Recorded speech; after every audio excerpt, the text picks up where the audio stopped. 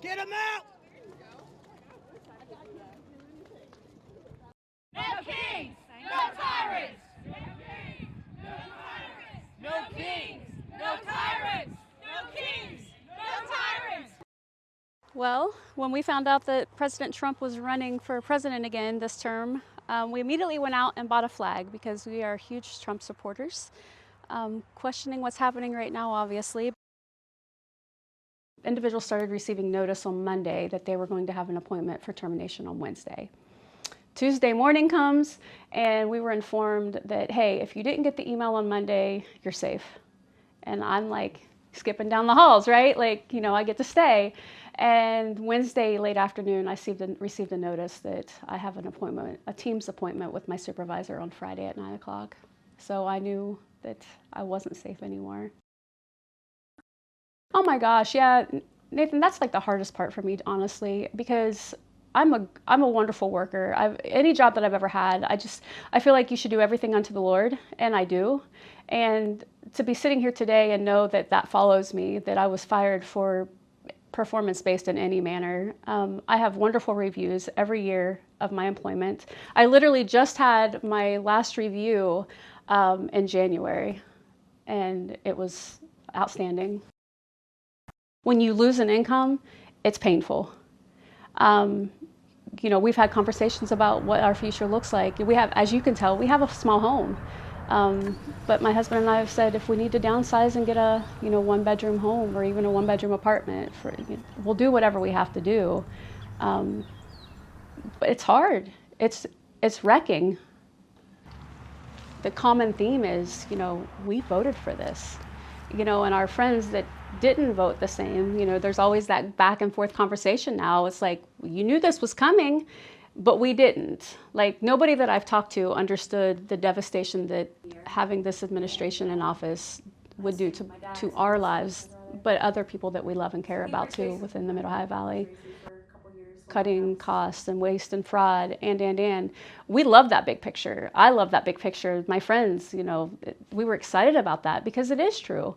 But again, I can't help but go back to the fact that what is the decisions that you're making right now solving in the big picture? It just, so the concept of voting for that again, voting for Elon Musk essentially to wreck people's lives, I can't do it.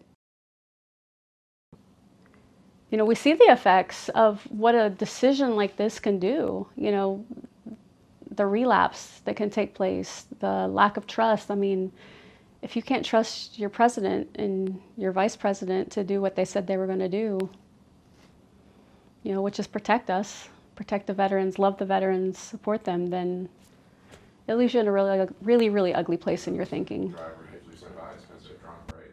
People are afraid to go and open their email. Like, one email, one instance can change the trajectory of your entire life. Right. And it's, in my opinion, it's abuse. It's emotional abuse. Yeah, absolutely. Fair? I feel a little bit betrayed. And to be honest, I don't know like what I would do if we knew what we know today and the vote was tomorrow. I don't know what I would do because of my morals, but I just don't think I could do it again. I don't think I could vote for President Trump again, knowing that this has happened and the impact it's had on the American working class. Fewer people randomly, arbitrarily cutting federal employees is the last thing that we need. We were short-staffed to begin with. We do the important work that keeps this government functioning. So really just kind of all of a sudden, within maybe like a day's notice, I was basically told that tomorrow is your last day of duty, based on, they say, performance, which was clearly a big lie. It's a disgrace. I almost feel like, you know, so much for serving my country all these years, we literally get slapped in the face with no explanations as to really why we got let go. Just thousands of lives are turned upside down. Nobody really seen this coming. Even the people that did probably vote for Donald Trump.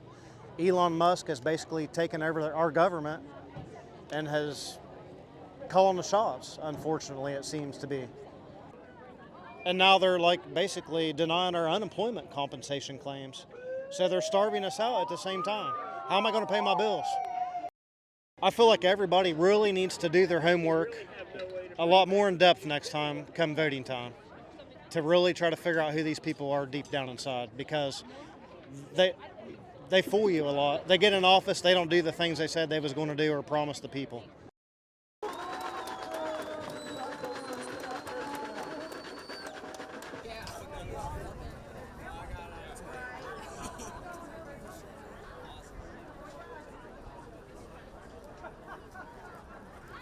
I'm out here today because the unlawful termination of the probationary employees here at the Bureau of the Fiscal Service is a devastating loss to our community.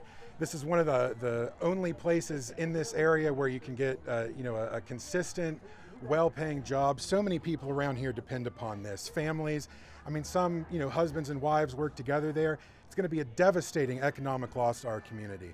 And I'm here also because it was done under this false pretense that Donald Trump and Elon Musk and this fictitious entity DOGE, this unlawful entity DOGE, has any actual interest in rooting out government waste, fraud, and abuse. They're the only ones committing those things. They are the only ones committing those things. They have no capability, no actual interest in finding those things. It's a pretext for their unlawful expansion of executive power. It's destroying this country, and it's especially destroying this state and this city. Elon Musk, he bought himself a president. I mean, he's real rich, and he definitely is running and telling Trump what to do right now. You saw that in the cabinet meeting where he was standing up and walking around and and Trump just sits there like this. So Elon Musk bought a president. He bought the presidency of the United States, and now he's going to destroy us. Because I love my country, and I think this has been one of the biggest threats it's ever faced. What with illegal firings and problems in having the rule of law, and possibly a president who thinks he doesn't have to listen to the decisions of judges. Vote them out! Vote them out! Vote them out! Vote them out! Vote them out! Vote them out! West Virginia stands to lose a lot in terms of suffering in the state's economy that results from these federal layoffs. West Virginia is at the very top of the states in terms of the federal workforce as a share of total workforce in the state. So if the federal layoffs happen, if they hit West Virginia, we stand to suffer a disproportionate share when those jobs disappear, when that income disappears, when that spending leaves the state economy. Well, it's important to remember that the suffering isn't just limited to the people who lose their jobs directly. You have to remember that these people, they spend money in the local economy. They spend money on housing, they spend money on food, they spend money on entertainment, they spend money anywhere people spend money. And so when a person's laid off, when that person cuts back on their spending, all the businesses where they would normally spend their money otherwise, all those businesses suffer as well, because now they have less demand, now they have fewer customers. So those downstream businesses suffer, and those employees who work for those downstream businesses also suffer. So it's important to remember that the overall impact of these job losses isn't just limited to the people who lose their jobs.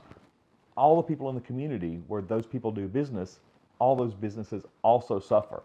And other parts of the economy suffer as well, like tax revenue. If these people are receiving less income, if they're spending less money, that lowers the tax base as well, and then that can have further downstream ripple effects to reduce school funding for transportation infrastructure, other areas. So it's important to remember the broad spillover effects.